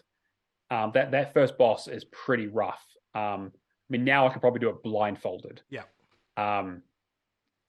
Because it is very much a Sekiro style, like very much about parries and timing as opposed to blocking and dodging. Because blocking and dodging will get you nowhere in that game. Muscle memory. Yeah, well, I mean, I was also the other game I was playing, Ghostwire Tokyo. I've been playing so much Wo Long that I kept using the trying to get out of the way of attacks by pressing B to dodge, and that's a crouch button. So I'm just crouching, and the enemy just punches me in the face. Yeah, like it was a really good game. Like I eventually ended up with like a super broken dual sword wielding like water build that allowed me to stealth around areas and kill enemies from behind and do like critical blows for more damage. There is like the bosses in the game, there are definitely some challenging bosses for it, but sort of towards the halfway point, you fight Lu Bu, which is what everyone says, and it's like you fight fucking Lu Bu. Like, he comes in on a fucking horse and just messes your shit up. That boss was like where I was like, oh cool, I'm having a really good time in this game, making good progress, and I hit the brick fucking wall really hard on that boss. And that's where I was like, okay, I need to actually get a build together. It is, yeah, like I said, more Sekiro as opposed to Dark Souls, but it has that kind of feel to it. It's much more frenetic about like getting in there and deflecting and using counters as opposed to like rolling and dodging, kind of waiting for your moment. Very cinematic too. I like it a lot. But yeah, if you're like into any like Dark Souls kind of stuff, and if you're interested in the like, Romance of the Three Kingdoms period, it was really cool to see a lot of those characters like outside of a Dynasty Warriors game. Yeah, so it was good. And like, yeah, it took me, I think I said like 38 to 40 hours. Yeah, 38 hours roughly. So yeah, not too long. It's cool that we got that in Liza P. It's kind of like Souls like. Yeah, I'm glad there are like more of those kind of like medium length ones that aren't like 300-hour games. Yeah. And then the last thing I've been playing, I just started because I was looking again after Wo Long finished. I was looking for my next kind of project game, Ghostwire Tokyo. Good old Tango Gameworks. Now, how is it? It is a 6.5 out of 10 game, unfortunately. Okay. Story isn't capturing you. Story is bad. Like, actually, like not good at all. Very poorly explained. Really, really rushed. Visually, I love the look of it. The enemy design is cool. Going through like Tokyo in the middle of the night with rain and fog and like what I say Shibuya because that's the area, right? Like, it's great. It's like looks great. The verticality is really good. You spend a lot of time you spend a lot more time like jumping from rooftop to rooftop and stuff, and like you can get around a lot easier than I was expecting. This game needs a double jump though. It really fucking does. It has a glide, but it doesn't have a double jump, which is like, come on, what are you doing? You need to have double jump glide. You really do. Like, it's like there are a bunch of like, because again, you're platforming around like buildings, so it's like you're gonna. Now I'm curious, because from the appearance of it, I've seen a few people saying that the game looks more digital than not folklore, but you know what I mean, like spiritual. Like, it's meant to have the spiritual like kind of design to it, right? A little bit. I mean, like, well, definitely like it's all very much like Japanese folklore. Like, you're encountering like yokai and all that kind of stuff and ancient Japanese spirits, and you're going to a lot of shrines and but like obviously it like relies very heavily on kind of Japanese folklore. Yeah, just a lot of people not a lot of people. I've seen a few people just mentioning that it comes across as very digital age more so than folklorish. Kind of. I mean, like the main plot basically is like there's a guy who has kidnapped his sister who's in a coma. Because she has the ability to interact with ghosts, like you do, basically, because you're like, and that this guy basically wants to use her as a vessel to break the door between life and death, so he can do something. Jennifer Love Hewitt? No, it is not. It's not the Ghost Whisperer. But it's like, but the thing is, like, the plot is like really poorly explained. You basically end up getting in an accident and fusing with another guy who just recently died. Who had like ghost abilities when he was alive. So he's like, hey, I need to use your body so I can continue to fight this guy, and you need me because if I leave you, you're dead because you would have died otherwise. That sounds like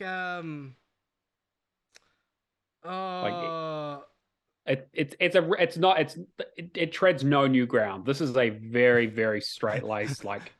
This is gonna sound really weird. This sounds like Hit Monkey. Oh my god. But like ghosts.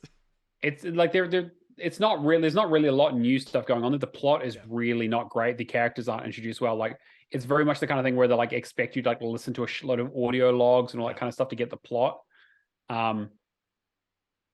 It feels like the traversal is quite fun, and like there are a lot of collectibles. There are a shitload of collectibles. It's an Ubisoft game. Like it, well, yeah, basically, like it is like that's the form. It is Far Cry with ghosts, basically. Yeah.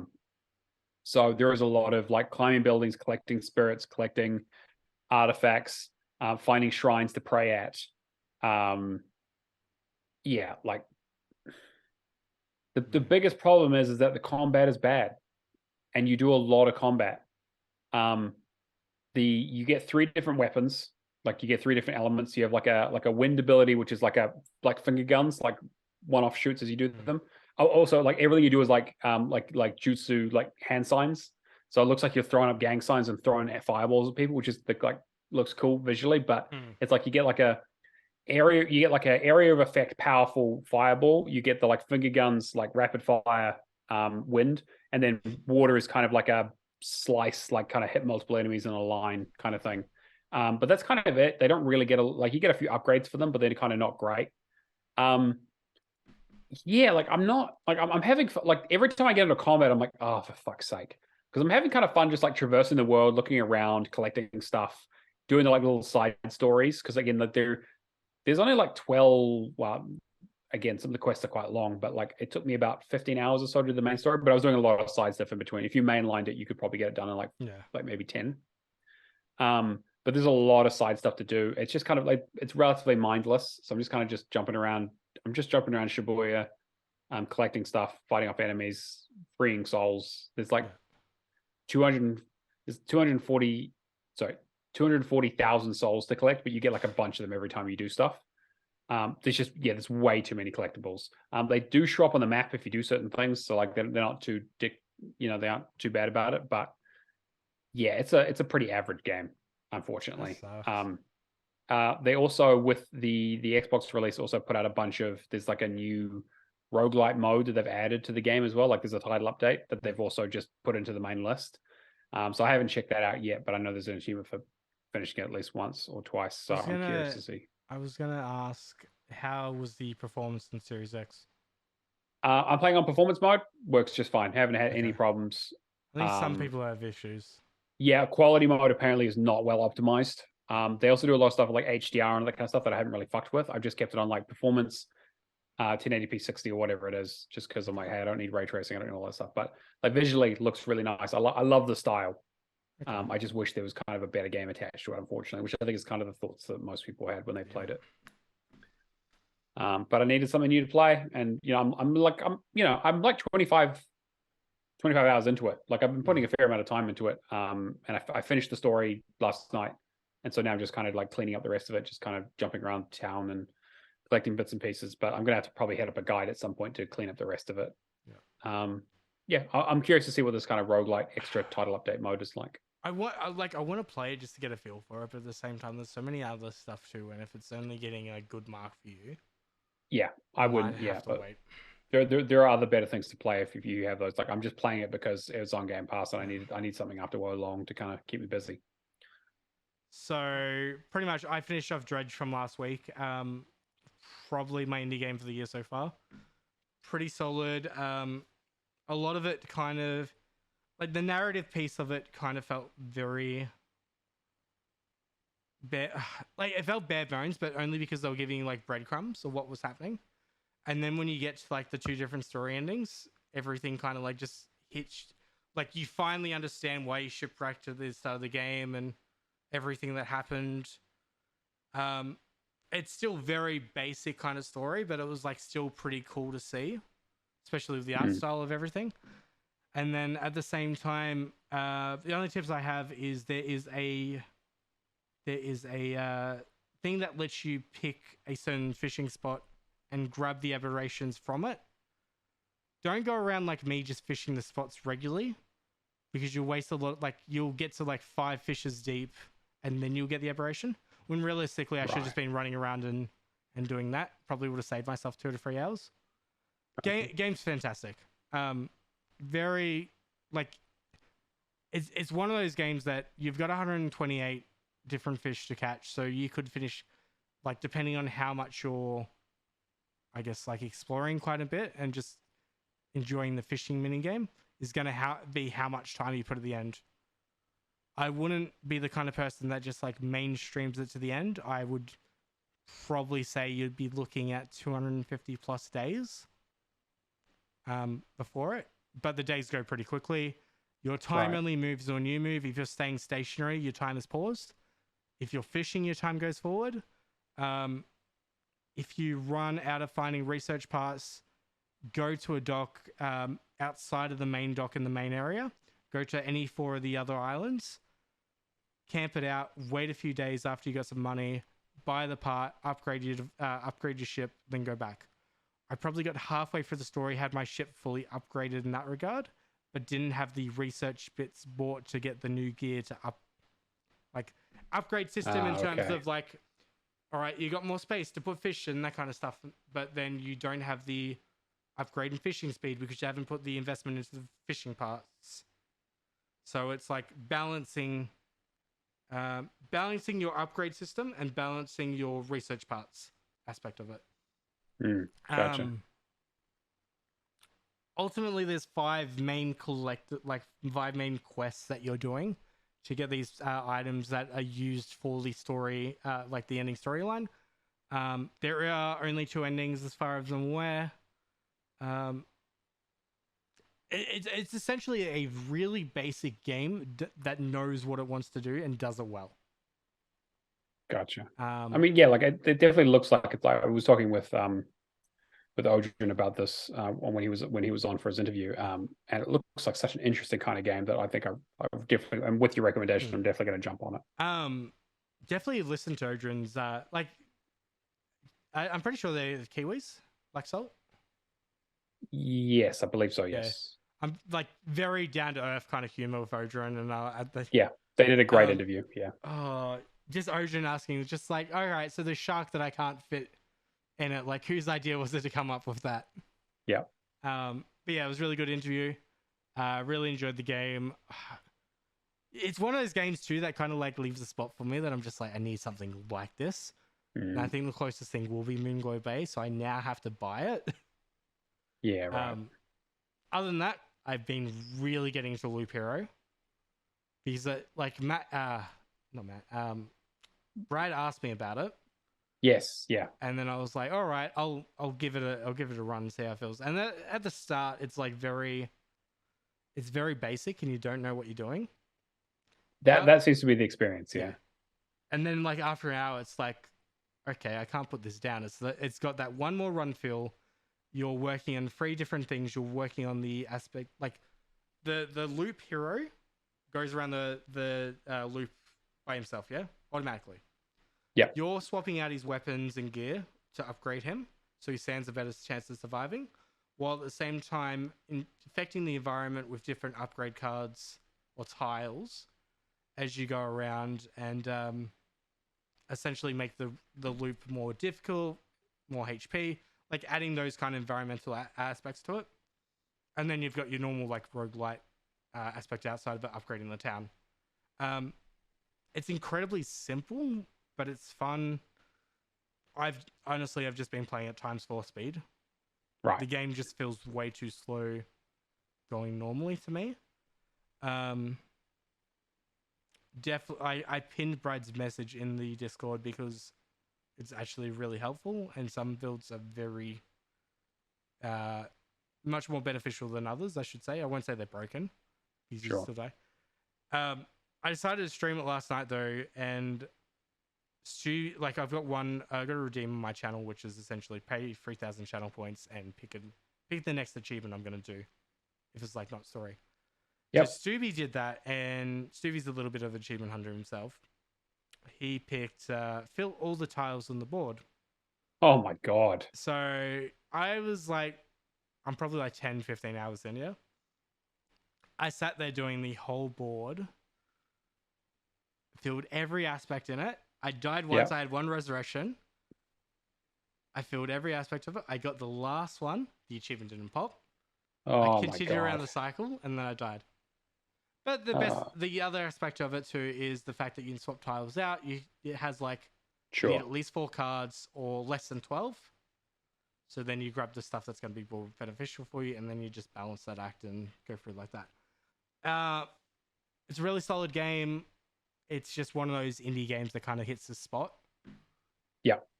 Knows what it wants to do, does it well. I would say the only disadvantage of the game is I feel like you need to look up like Polygon or IGN or something like that for a proper guide. Yeah, like that's what I heard when it first came out, is that it's kind of indecipherable to start with. Yeah. Like once you play it and you get it, it's that like intuition kind of feeling of like you just know what's going to work because you've had that experience.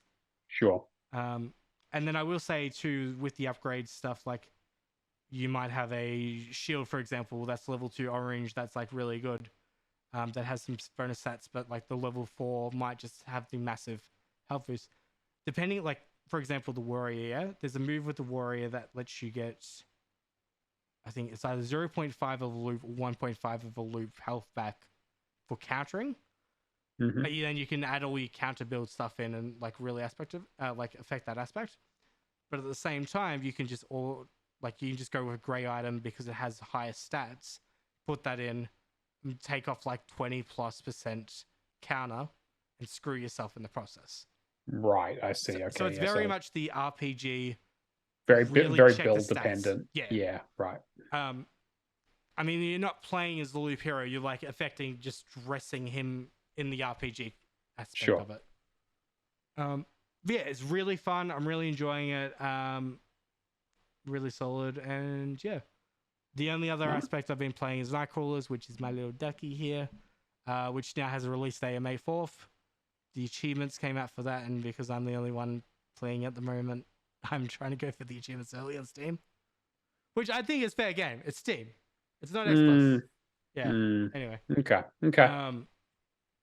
But yeah, I did the launch trailer for that, and I've just been having essentially a little quick description of it. It's Vampire Survivors if it was a 3D game as a dungeon crawler.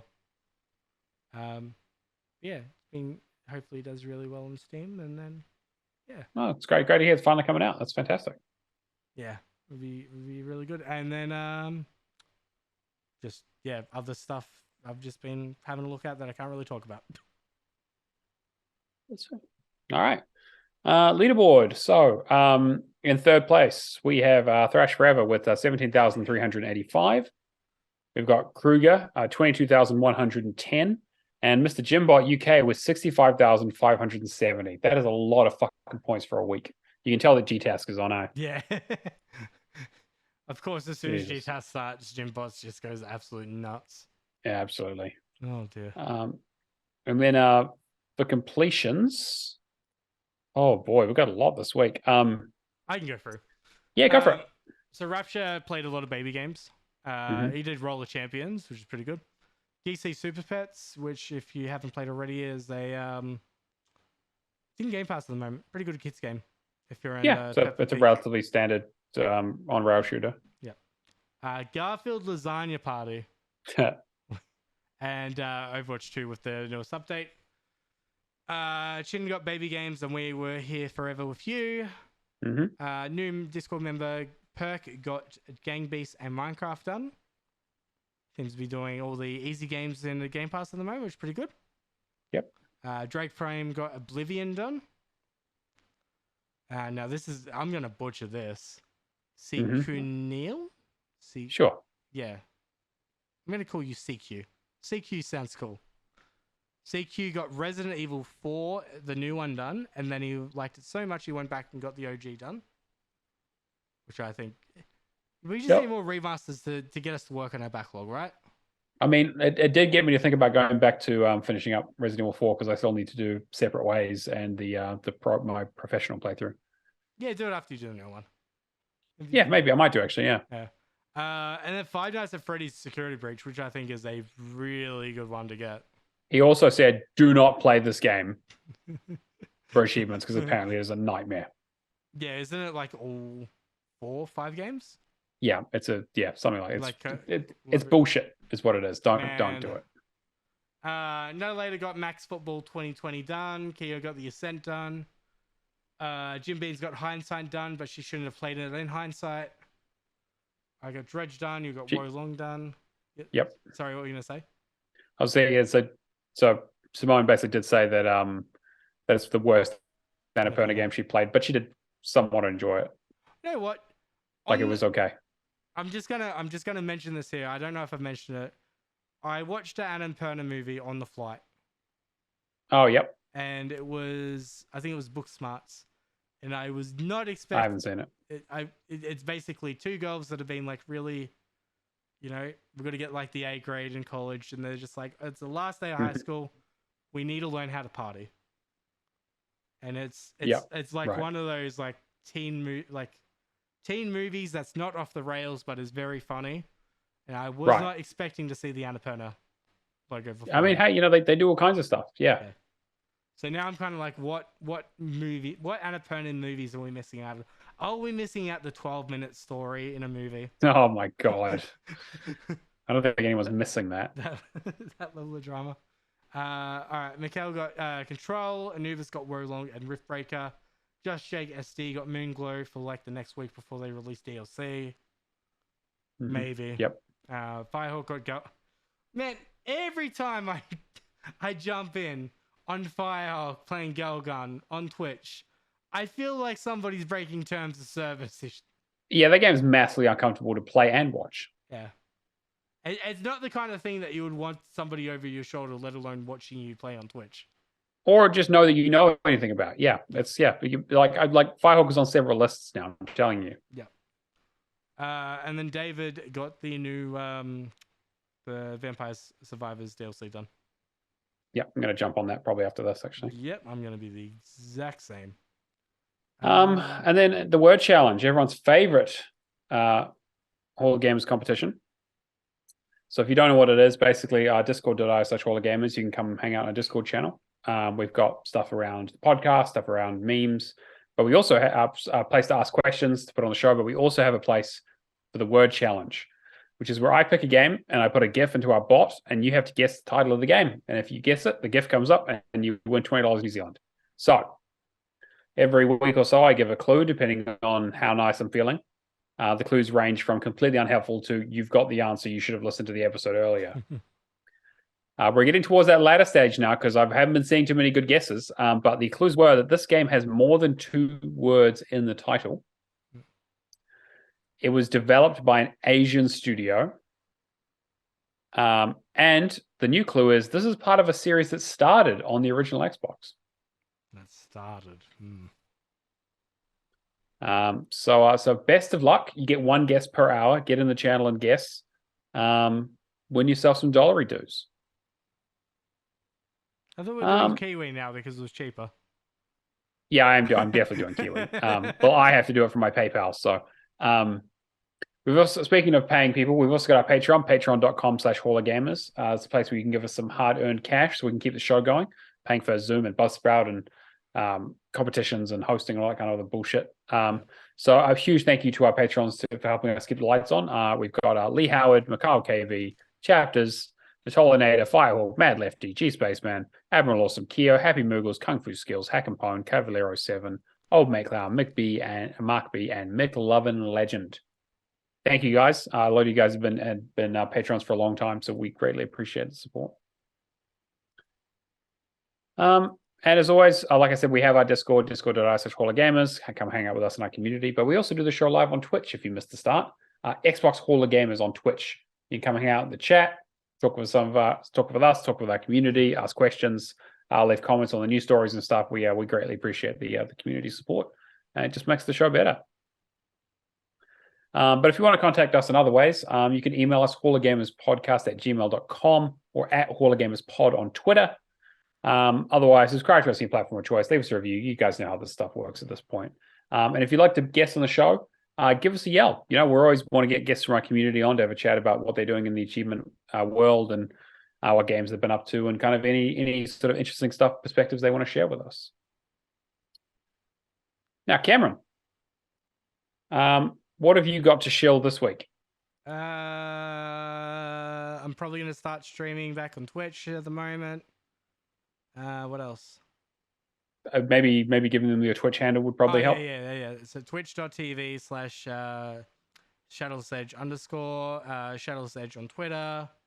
I'm going to be going to DreamHack at the end of the month with Miss Cannon. So it'll be good to catch some people there and understand what DreamHack actually is. I just kind of want a holiday at the same time. That'll be great. DreamHack's good fun. Planning for Gamescom now begins. Yep, it's not too far away. Man, those flights. Yeah, flights to Germany is pretty rough. I don't want to spend 30 hours on planes. Food's good though. German food is top tier, so you'll have a great time. So I found out that like just over the river that goes through Cologne is a chocolate museum. I mean, that sounds like an amazing time. So yeah, go to Gamescom, do that, and then go to Chocolate Museum. I'll probably And they sell little beers. You can get little beers. Make sure you check those out. I didn't like beer. Can I get little spirits? I'm sure. Yeah, I mean, I'm sure you can get that too.